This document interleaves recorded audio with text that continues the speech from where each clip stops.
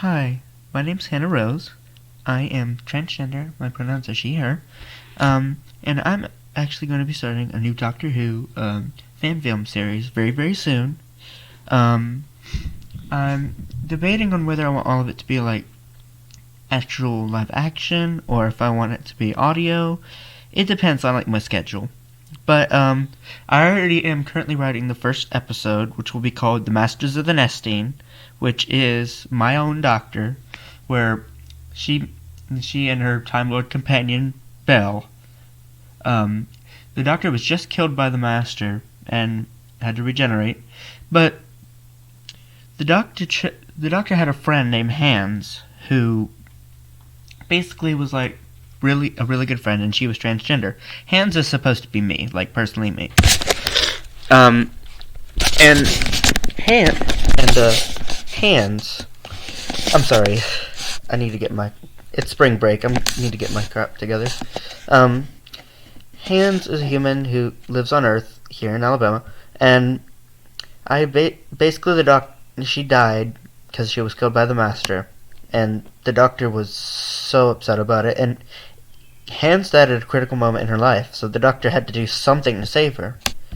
So the Time Lords basically forced the doctor, in a sense, kind of back into exile, but not exactly. So the doctor regenerated into the form of Hands, and also kept a part of her brain, which allowed the doctor to be a bit more human, so that she would live out Hands' life until time could fully be restored. It's basically till time stabilized. So then the doctor finally crash lands back on Earth, and when she goes to buy some new clothes, she notices something. She looks over, and there, working at the store, is one of her former selves. Because one of her former selves was hunting for a version of the Master. She didn't know which one. Or I don't know what the gender is going to be yet. And they didn't know which version of the Master was. They had finally tracked him down. And he was at that store. There was something very particular going on there. I know this kind of seems like it's heading towards a Cyberman story, but no. It's surprisingly, it's an Auton story. So, and the doctor finally just went undercover and worked at the store. I would say the name of the store, but you'd probably all think I'm an idiot. And you guys are probably thinking this is really cheesy and this is not going to be very good. This is my first story, and I'm trying to get better.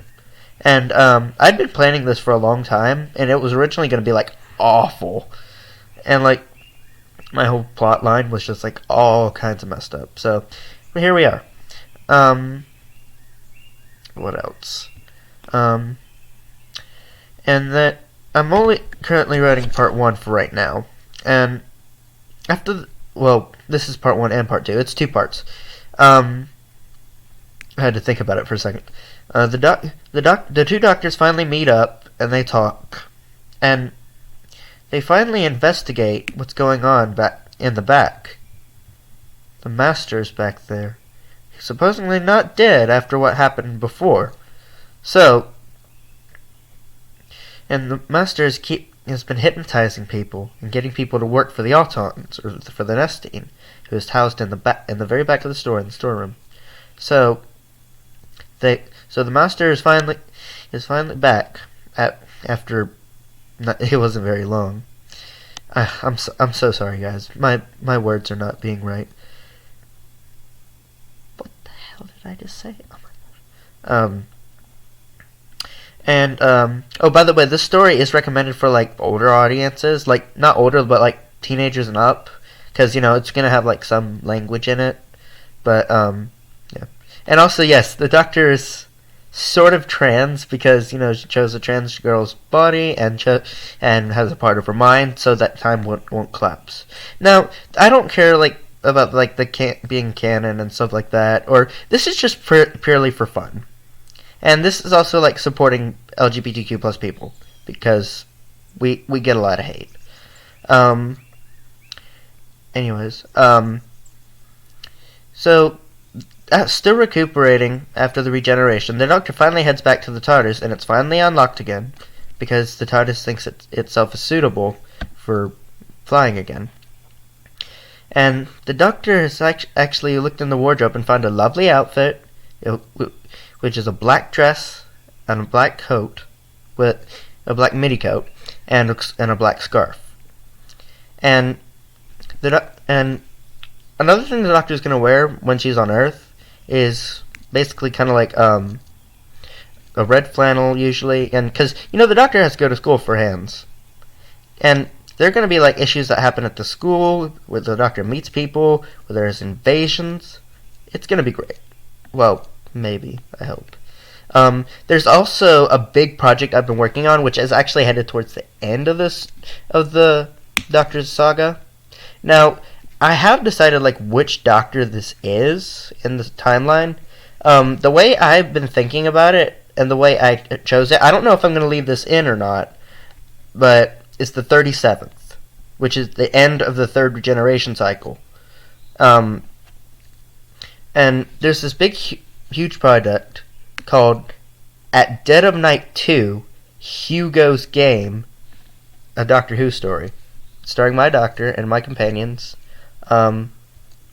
It's gonna be great. It's gonna be kind of like, I guess you could kind of say Trial of a Time Lord, in a sense, if you think about it. It's gonna be kind of like Trial of a Time Lord, and also kind of like Doctor Who Flux. So, it's more like Doctor Who Flux, I guess, if you think about it. But, it's gonna be great. You guys are gonna love it.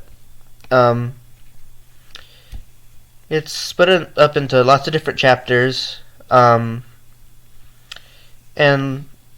my Doctor, in a sense, kind of resembles 11, Matt Smith, and yeah, I've already asked somebody to use like a version of that theme, if it's okay, but and also I'm gonna be doing like quite a lot of stories, but I hope you guys are excited for my series. I know I am, and I know I've got a lot of work to do, but I hope you guys actually like my stories.